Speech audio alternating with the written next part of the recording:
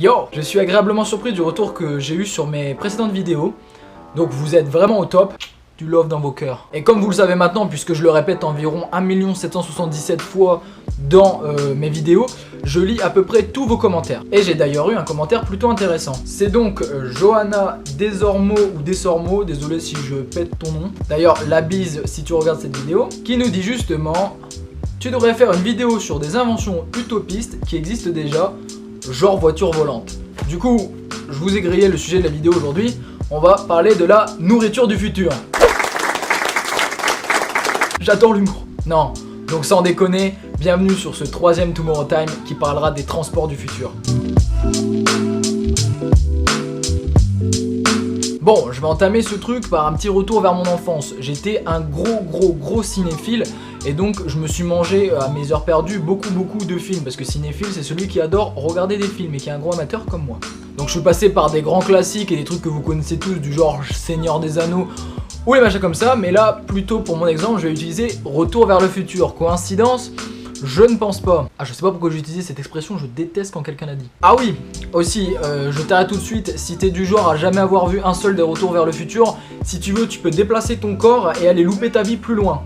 Merci. Bon, justement, comme je le disais avant, si j'ai pris cet exemple, c'est pas pour rien. C'est qu'il y en a là-dedans. Figurez-vous que le 5 août 2015, le constructeur automobile Lexus a proposé son premier prototype d'overboard. Je vais vous rafraîchir les idées pour ceux qui ont oublié. L'overboard, c'est tout simplement le skate flottant qu'avait Marty McFly dans justement Retour vers le futur.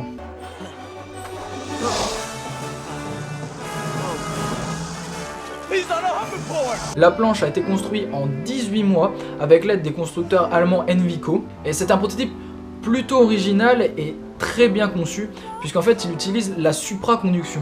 Je te vois venir. Ouais, Rémi il utilise des mots compliqués, on comprend pas. Je vais t'expliquer ce que c'est, reste doux. En fait, pour faire simple et concis, la supraconduction ça se traduit juste par l'absence de résistance énergétique. En gros, c'est comme niquer la gravité. Nous, on est tous collés au sol. Si on saute, on revient. Et avec la supraconduction, justement, on peut décoller un objet du sol. Pour entrer un dit objet en supraconduction, il faut tout simplement le faire descendre à moins 195 degrés Celsius. Il génère alors son propre champ magnétique assez puissant et on appelle cet effet l'effet Messner. Ce champ magnétique combiné à celui des aimants permet de faire léviter un objet et même de faire léviter la personne qui se trouve sur ce même objet. Bon, voilà pour la partie je te fais rêver. Maintenant, on va plutôt partir sur la partie je m'appelle la vie, je suis rabat-joie. Donc tout simplement, il y a encore deux problèmes majeurs sur ce prototype. Donc pour réfrigérer un objet à moins 195 degrés Celsius, comme je vous l'avais dit avant, il faut utiliser de l'azote liquide. Et tout simplement, il y a 2 bidons de recharge d'azote liquide sur l'overboard. Le seul problème, c'est que l'azote liquide descend en 10 secondes. Et donc l'overboard peut l'éviter que 10 secondes. Le second problème est un peu moins casse-couille. Le truc c'est qu'il est quand même un peu, puisqu'en fait comme je vous ai dit, c'est les deux champs magnétiques qui sont combinés et donc il vous faut un sol aimanté. Donc le seul moyen de faire de l'overboard, c'est de se trouver sur un sol aimanté. Donc tout simplement, t'oublies l'overboard si t'habites à Beson-la-Fenouille dans la maison de campagne de mamie. Donc voilà pour ce qui était des informations sur l'overboard. Bien sûr, elle est encore en travail parce que il faut encore peaufiner 2-3 problèmes comme je vous l'ai dit, et puis surtout la commercialiser puisqu'elle va valoir cher, il va falloir la recharger à azote liquide et c'est pas un truc qu'on travaille facilement. J'aurais pu vous parler d'un second overboard qui a été créé pour pallier justement à ce réservoir d'azote liquide, mais je vais pas le faire puisque tout simplement celui-là est plus polluant, trop grand et trop bruyant. Du coup, je pense qu'il est moins commercialisable en fait. Donc, si on reste dans le même genre, Retour vers le futur, on adore les films, je vais vous proposer un second sujet et celui-là, est-ce que vous arriverez à deviner? Allez-y, je vous laisse le temps. Mi-voiture, mi-hélicoptère, le prototype qui nous intéresse ici nous vient de nos chers amis les Amerloc. Un modèle slovaque était aussi en course en même temps, mais lui pendant un test, il s'est craché tout simplement sur la piste. Donc les Slovaques...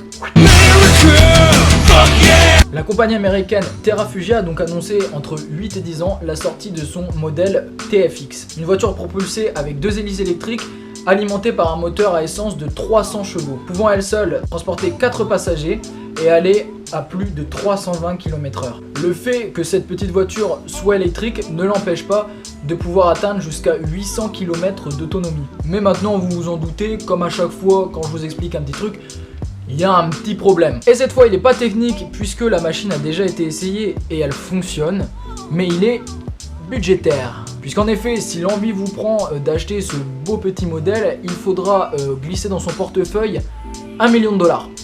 On passe maintenant au dernier des transports du futur, l'Hyperloop. Un train capable d'aller à plus de 1100 km/h, soit la vitesse de 2 avions de ligne, de quoi faire un Marseille-Paris en moins d'une demi-heure. Est-ce que je t'ai fait bander là? L'an prochain, une piste d'environ 8 km va être installée en Californie pour tester le système. L'Hyperloop serait très peu polluant puisqu'en effet il sera alimenté par pratiquement que des panneaux solaires. Donc vous allez me dire pourquoi ce train va aussi vite. En fait c'est tout simple, les ingénieurs se sont tout simplement demandé comment en fait réduire le frottement, puisque dans un train normal, ce qui réduit le train justement, c'est le fait que le train frotte au rail. Donc pour vous expliquer le système qui fait que ce train va beaucoup plus vite, je vais le faire en décortiquant mot par mot. Capsule, tube, pression, coussin d'air, électroaimant. Bah je t'avais dit que je t'expliquerais avec des mots. Bon, en évitant les blagues nulles, ce que je disais tout simplement c'est qu'il faut réduire les frottements. Donc pour ce faire, des capsules avec entre 14 et 28 places à l'intérieur sont placées dans des tubes à basse pression. Ces mêmes capsules sont alors placées sur des coussins d'air pour réduire la résistance, et la propulsion se fait ensuite par induction magnétique. Pour être plus précis, par électroaimant. Un gros ventilateur va aspirer l'air à l'avant de la capsule et va la rejeter à l'arrière. Ce qui permet tout simplement d'enchaîner et de mettre plusieurs capsules à la filée, ce qui fait que le train peut envoyer une capsule à peu près tous les entre 1 à 3 minutes. Les premiers tests à grande échelle se feront aux États-Unis, et si le test est concluant, ça arrivera sûrement en Europe. Bon voilà, c'est la fin de cette vidéo, mais avant de partir, j'ai une annonce très importante à vous faire. Je vais tout simplement lancer un à côté de mes vidéos instructives tous les 17 du mois. En gros, sur la chaîne par mois, 2 vidéos. Oui, tu peux le dire, j'ai toujours été plutôt bon en calcul. Dans ce nouveau concept, je vais parler de mes projets personnels et surtout de 1 pour que vous puissiez me donner vos avis. Et je vais aussi, pourquoi pas, faire une petite critique cinématographique brève d'un film qui m'aurait interpellé dans le mois. Le but est pour vous de me connaître un peu mieux et que je vous connaisse un peu mieux aussi. Et surtout aussi de partager un sujet commun qui en outre ici serait le cinéma. Mais aussi, comme je l'ai dit avant, ça sera l'occasion pour vous de me donner un avis sur mon projet personnel, mais ça j'en parlerai dans justement la première vidéo qui sortira normalement ce mois-ci. Et là j'ai fait appel à mon originalité légendaire pour trouver un nom à ce concept. Attention, t'es prêt, tiens-toi bien, j'ai appelé ça De vous à moi. Bien sûr, ce concept sera pour les intéressés, puisque ceux qui n'en ont rien à battre de ma vie ou encore du cinéma, eh bien vous aurez tout simplement toujours vos vidéos tous les 3 du mois, pas de soucis. Bon, sinon j'espère que ce 3e épisode vous aura plu et que j'aurai bien répondu à ton sujet, Johanna. Comme d'habitude, et je me répète toujours, n'hésitez pas à mettre un commentaire pour me suggérer un nouveau sujet pour le prochain Tomorrow Time, ou juste réagir sur le sujet de cette fois.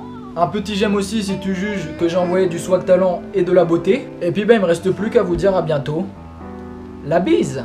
Ma plume s'égare, je vois l'alcool s'écouler le long du bar. Ma lune est noire, je ne fais que me retourner dans mon plumard. Viens on s'enfuit, les gars sont ivres et tous les juifs sont crats.